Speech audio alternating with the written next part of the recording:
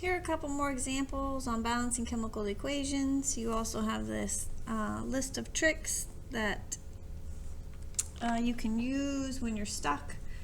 So remember your diatomics: hydrogen, nitrogen, oxygen, and halogens. If it says just one of those words, remember they're diatomic, so they come as a pair. Another trick is to make odd numbers in your tally even. So changing the coefficients to get even numbers will usually help you to get unstuck. If there's an atom that appears in multiple places on the reactant and product side, so maybe oxygen or hydrogen is in two different elements, or compounds, sorry, balance them last. And then this is trial and error. So if you're doing your work and you come up, your process was different than mine, but you came up with the same answers because there's multiple ways. So I'm giving you guidelines on how to proceed. Here we have sodium chloride and fluorine. So sodium's a metal, and this is chloride. It ends in IDE, so I know that these go together. Sodium's a metal, so this is ionic. It has a charge of +1, and chloride is a halogen, is a charge of -1. So together, that is NaCl. Now you have the and, which means I do a plus sign. Fluorine is a halogen, so I don't write F, I have to write F2. React to produce is the arrow. And then we have sodium fluoride that ends in IDE, so I know this goes together. Sodium's a metal, so it's an ion, so +1, group 1. And fluoride is a halogen, so -1. It's a 1-to-1 ratio, so NaF is that ionic compound.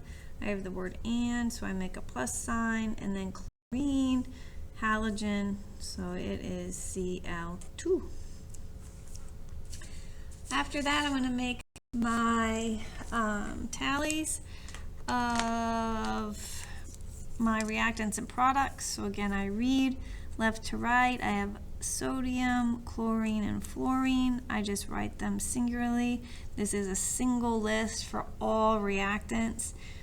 And then I just copy the list by reading over here for my products.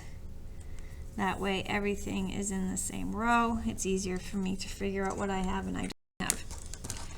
Then I have to count up how many I have originally in the skeleton equation. So there's 1 sodium, 1 chlorine, and 2 fluorines. And over here 1, 2 chlorines, and a fluorine. So these ones are balanced. The sodium, I'm going to move to chlorine. I have to have 2, so I'm going to place a 2 in front of sodium chloride, and I have to change whatever atoms that changes. So it changes both of these. Now I have 2, 2, 2, and over here I have 1, 2, 1. So I need to have 2 for this coefficient, and that changes my sodium to 2 and my fluorine to 2. And now, looking down the list, everything is balanced. All right, moving on, we have carbon tetrachloride. So this is a prefix, therefore I'm working with covalent.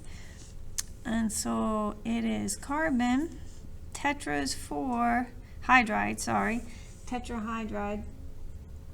So CH4 combines with, so plus sign, combines with, and then oxygen, but oxygen is listed as a diatomic, so O2, to produce, and then carbon dioxide. So this again is covalent. Dioxide means I have 2 oxygen and water. So there's my skeleton equation. I'm going to make my list for the tally. Underneath my reactants, I have CH and O, CHO. I'm going to create the same order list for my products, CHO. I have a singular carbons to start with. I have 4 hydrogens and I have 2 oxygens.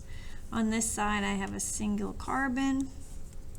I have 2 hydrogen, and then don't forget you have to add. There's single O here plus 2 is 3. For these, because oxygen is found in both products, I'm going to leave oxygen alone. I'm going to balance my hydrogens first. I'm leaving the carbons alone because they're already balanced. So I need to have 4 hydrogens on this side. Right now I have 2. I'm going to multiply here. So 2 times 2 is 4. Now this changes the oxygen, so I have to make that adjustment. So now I have 2 plus 2, which is 4. And now if I take a look, carbon's all set, hydrogen's all set, and this is an easy fix. I'm dropping a 2 here in front of molecular oxygen, and 2 times 2 is 4. I am now balanced.